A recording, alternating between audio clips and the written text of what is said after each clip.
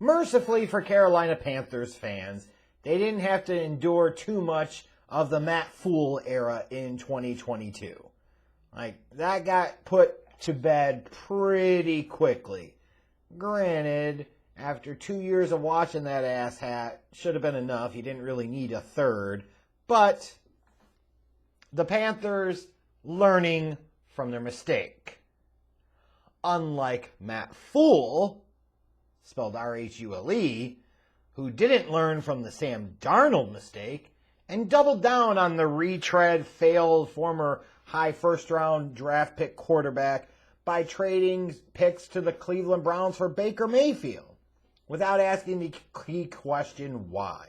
Now, granted, I said, when they made the deal that it was better than the Sam Darnold deal, but you're putting your hopes on Baker Mayfield. How much are you really expecting?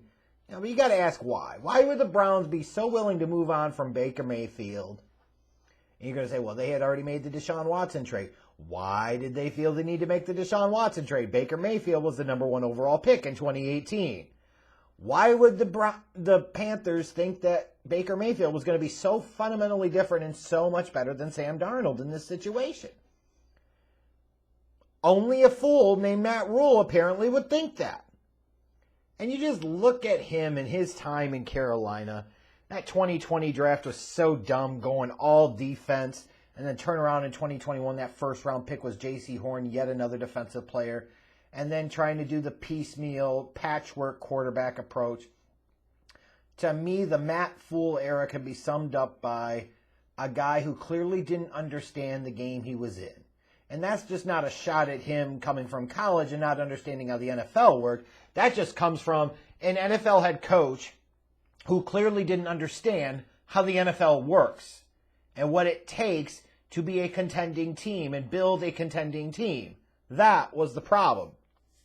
It wasn't all bad for the Panthers. Obviously, getting away from and rid of Matt Fool certainly was a big step in the right direction. They also made a necessary trade of Christian McCaffrey, got a bunch of draft pick capital in return. Christian McCaffrey at that point for the Panthers, he's a luxury pick. He was actually healthy this year, so playing well. So you get a team like the 49ers willing to give you a bunch of day 2 and day 3 picks. You got to take that. No reason to tie that much up into a running back on a team that's going nowhere. No, let somebody else worry about that. But then for that good, then you've got the really bad, if it was true, and there were reports of this, that the Panthers had turned down multiple first-round picks from the Rams for Brian Burns. The fuck are you doing? You have to know the game that you're in.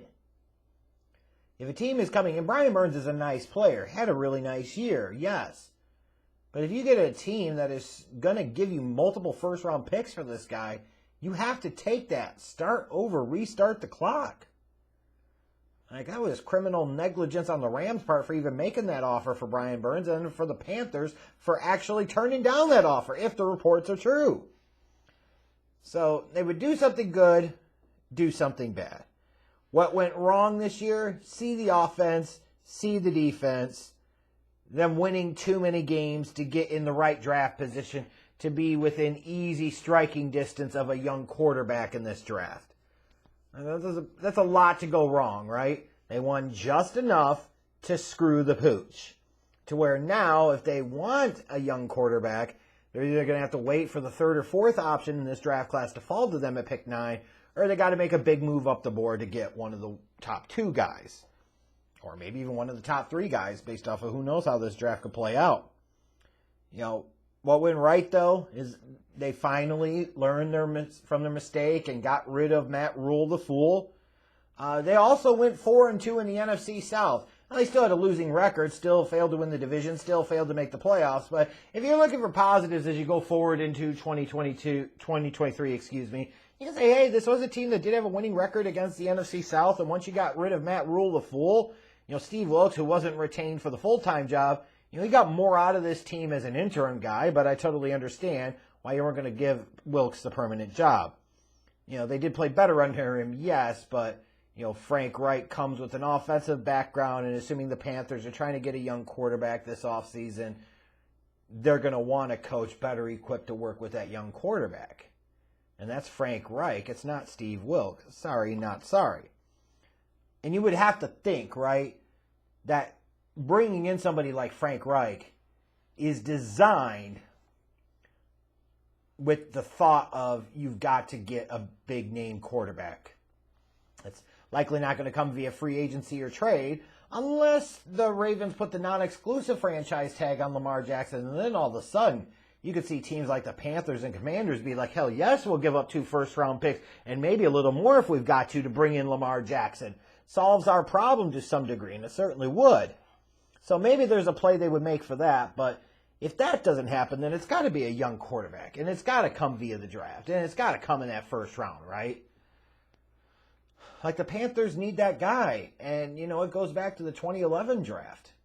And there was a talk about who the Panthers are going to take with that first overall pick, and you probably find an old video of me way back when on here or somewhere on social media talking about the Panthers' choice at number 1 overall is Cam Newton. It has to be. It's not close, period. End of story. Because Cam Newton was the guy that you could have in place and you build the franchise around. You're not doing that around a defensive lineman. You are able to do that with a young quarterback that has those franchise-level quarterback skills. So this team needs to find their Cam Newton in this draft.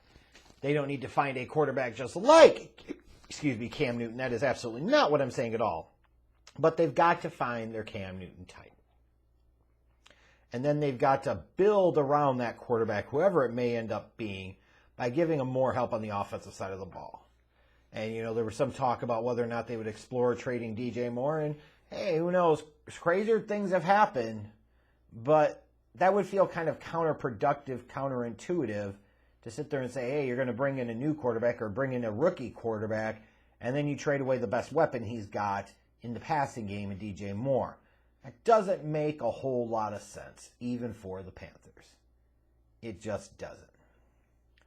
So we will see what the Panthers do this offseason, but it's a pretty important one for them, right? Like, you could certainly debate whether or not the Panthers look really stupid for not taking Justin Fields 8th overall in the 2021 draft. Time will tell, like, just how bad they might look for making that decision or not making the decision to draft Justin Fields. You know, we'll see if they get in the market for one of these veteran quarterbacks. You know, I could be talking about them going down the young quarterback route, and they go and make a trade for somebody like fucking Derek Carr or something. God only knows, or a Ryan Tannehill or something. You know, they could do that, and it would just be, you really haven't learned your goddamn lessons. It's got to be a young quarterback. That's not up for debate here. They got to find that guy in the draft, even if that means they trade up to Chicago at number 1. You got a guy in this draft, you go fucking get the guy, and then you build the rest of the thing around him, period.